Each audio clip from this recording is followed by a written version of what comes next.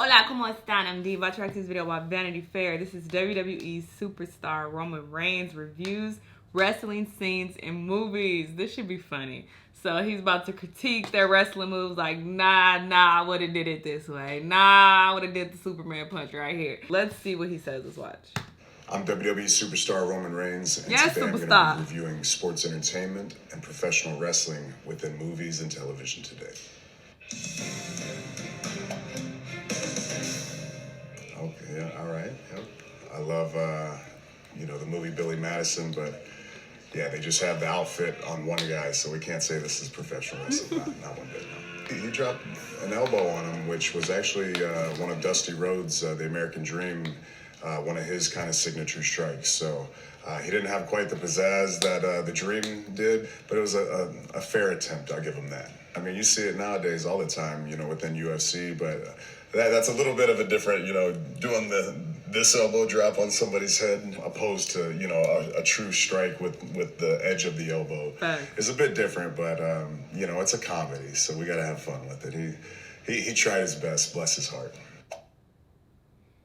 So yeah, this is DJ's film, Fighting with Family. It's funny because I actually was there at the Monday Night Raw that they shot this. After our shows, we'll do what we call the dark main event, and it was different this time because they were going to be shooting this portion of the movie in front of the live crowd, and so they had The Rock, Dwayne Johnson, come out, and as he was producing and helping out with the film, he was actually keeping the crowd very energetic because they had already seen about 3 hours, maybe 3.5 hours of wrestling already. So in order to keep their attention and their energy up, you needed the big guns to come in, and he did that. He brought the big guns.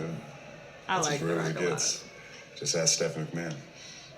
And her family's like, they're a wrestling family as well, so you'll hear little comments. You can just tell by the delivery of the dad and the mom, the back and forth, that they're saying some kind of inside stuff, or you know what I mean. They're taking it to heart, as all families do. And I have to constantly remind my mom and stuff. It's a performance. I'm okay. I was selling. This is a part of the shtick that we're doing tonight. But you have to constantly remind your family that it is a performance and that I'm okay. I'm okay, Mom. I'm okay.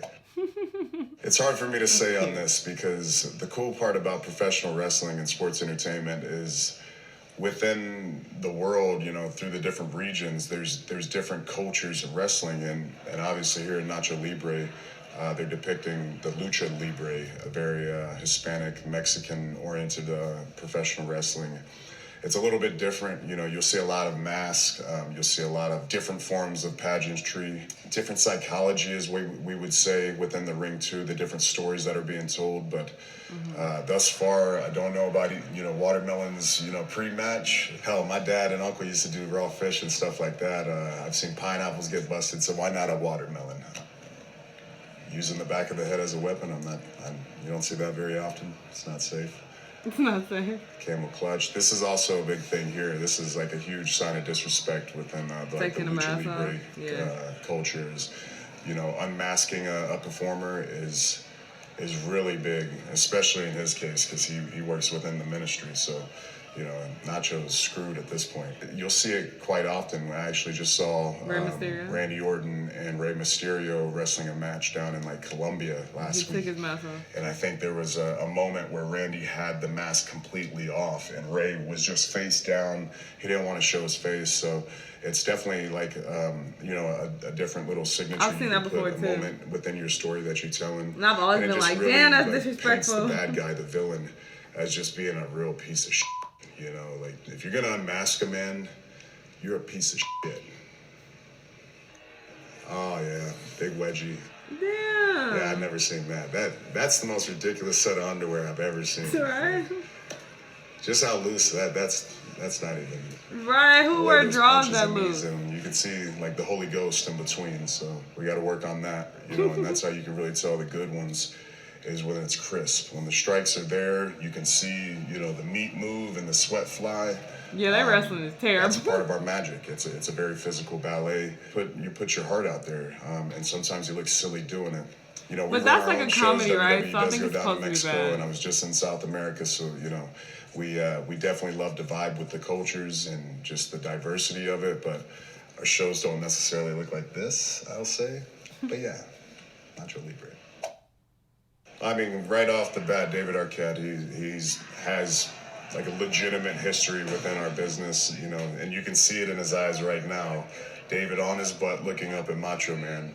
That kind of feels real in its own right. You know, someone like him, someone kind of within the business, but not really in the business, kind of a fan of the business, but kind of in the business. It's weird. Oh, I thought he was the wrestler. The fact that they're at 7-Eleven, I don't even know how the ropes got in there. They have aisles in between. Drop kick, you know, body slam. Axe, big double axe handle. Those are still today. People still do. Nitro girls, we don't have those. Our women, they wrestle and they wear what they want to wear. Not very realistic as far as these guys doing it to the certain guys that they're taking the moves, but pretty close. He's got the steel chair, pandering to the crowd. It's not that. Usually that gets thwarted pretty soon. A team of bald eagles and some John Cena shorts. What is happening? Kick to the beak from. Is he from the Taliban of some sort? Okay. I mean, I guess you could tie that into a little bit of our history, even a little bit here and there to this day. You know, the way we connect to our crowd and social media, it sways the opinions a little bit, and everybody's opinion can be voiced a little better. But that used to be a tactic where, like the Iron Sheik, you know, going against this all-American looking Hulk Hogan, that was definitely something that would be played into the storylines. But I think nowadays we've evolved a bit with the times. I just feel like where we're at in 2019, gray area is key. It's hard to just paint one character as, all right, this is the template for what you do. These are the boundaries of what you are. Right. It's not very realistic, opposed to a character kind of being true to each day. The announcer's probably the promoter and the owner as well. Oh yeah, they did have wrestling scenes in this one. Spider, that's it? That's the best you got? Sometimes to this day, you'll hear like Roman Reigns or something weird, you know, especially when we're in a different country or across the world. I had my name butchered quite a bit for a while, so I feel you, Spidey. You shouldn't stand on stage and bicker about your name. You should probably get going, though. And as soon as you go through the curtain, click it on. You just gotta have a thick skin and know what you're doing out there. I've gone out there multiple times where they just weren't having it. They were booing the hell out of me. And by the end of the match, by the time I hit that spear 1, 2, 3, they're cheering me, they're standing up. So that's what's really cool is through the course of 20 to 30 minutes, you can take them on whatever ride you want to. You can go out there as the enemy number 1 and then come out on cloud 9, just the man, you know what I mean? The chair sucks. The chair. So there's toys. None of them are great. None of them's like, yes, I want to get hit by a kendo stick. That's what I want to do today. Yes, I want to go through a table. No, I don't ever want to go through tables. It's just the story that we're telling at the time. Are they necessary? Sometimes, but no, I don't ever think like, yes, do we need chairs? I hope we need chairs. I want to use a chair today. There's not like an ounce of me that's thinking like, I want to get hit by a chair tonight. I'm not a big fan of the cage either. Terrible. Yeah. Just give me the ring and the ropes. I don't need all that. The cage actually kind of limits the maneuvers and the things and the way I can use the ring. But the cage is a cool story in its own right. I mean, you're trapped in there with a monster beating you on the back with a steel chair. What are you gonna do? You know, how are you gonna respond? Are you gonna step up and come back, or are you gonna smart enough to get out of there? So I think the escape adds a cool shade to the story, but man, it's metal. It hurts. It's high. You can fall down. You know, there's a lot of variables that I don't appreciate. I've seen some similar situations that were kind of conveyed in this movie, and then I can see how some were a bit carried away. There were some things that were you know, pretty informative, and then some things that may have been exaggerated a bit, but I think obviously everything's on the individual case and the different situation, and every performer, every wrestler is their own person. So we're all going to have our own journeys and our own paths and our own stories to tell. It's like a head scissor, a couple old school strikes, you know. Mickey strikes are a little, sorry, Mick, kind of light on that clothesline. I like to really, you know, chest on chest. You can throw it in there. Don't be scared.